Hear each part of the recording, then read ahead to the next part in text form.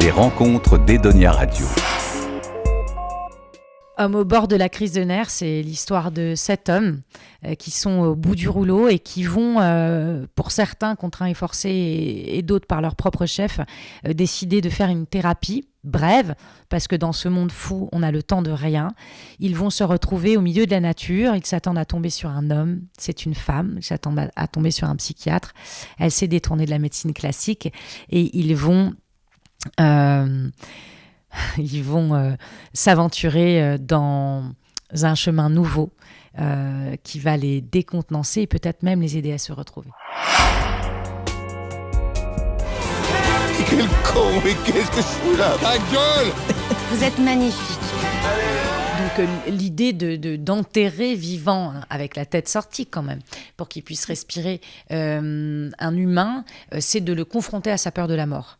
Et puis, une fois que tu es immobilisé, vulnérable, avec en plus les insectes, les oiseaux, etc., donc c'est vraiment très fragilisant, c'est une manière de dépasser ses peurs les plus folles. On le sait des fois que la solution pour avancer dans la vie, c'est de dépasser ses peurs en s'y confrontant pleinement. Et c'est aussi, la terre, comme les arbres, permettent de décharger. La terre, elle transforme tout. Et c'est un peu comme l'argile, donc je ne sais pas si tout le monde sait, mais l'argile verte, si on fait un cataplasme au niveau du plexus solaire, ça va prendre toutes vos angoisses, exactement comme certains anxiolytiques, sans aucun effet secondaire. Et l'argile, la terre, elle absorbe les maux.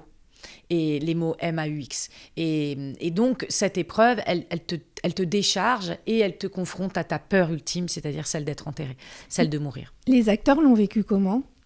Pas terrible, hein. Je dois avouer que cette journée était vraiment très, très intense. Ils étaient très vulnérables. J'oublierai jamais FX, qui est le meilleur camarade qui soit. Qui est quelqu'un qui ne se plaint jamais, qui rappelle toujours la chance qu'on a d'être sur un plateau de cinéma et tout ça. C'est pour ça que pour moi, c'était une des personnes incontournables que je voulais à tout prix avoir avec moi dans cette bande. Il a pété un plomb en disant « Vous me marchez dessus !» Parce qu'il y avait des techniciens qui passaient sur son corps, mais enterré, donc on ne pouvait pas lui faire mal et tout ça. Mais comme il n'avait que sa tête et qu'il ne pouvait pas bouger ses mains et qu'il y avait des insectes qui rentraient dedans et tout ça, à un moment, il a craqué. Laurent Stocker, il est claustro. Donc, c'est celui dans le film qui vit le mieux l'expérience.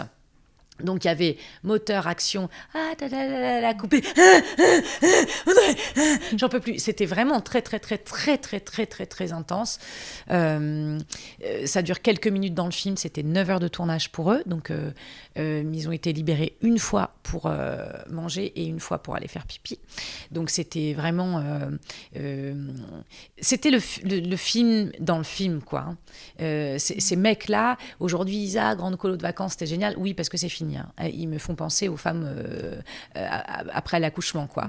Oh non, ça va, c'était super. Non, c'est pas vrai. T'en as chié des ronds de chandelle, mais aujourd'hui, t'es tellement amoureuse de ton enfant que c'est OK, en fait. Et... non, les kilomètres de marche sous la flotte, l'eau gelée de la rivière, parce qu'ils ont l'air de faire ça va et tout, mais en fait c'était complètement gelé. Il y a eu de grosses épreuves, d'ailleurs Thierry le dit, que c'est le film le plus sportif qu'il ait eu à faire. Edonia Radio.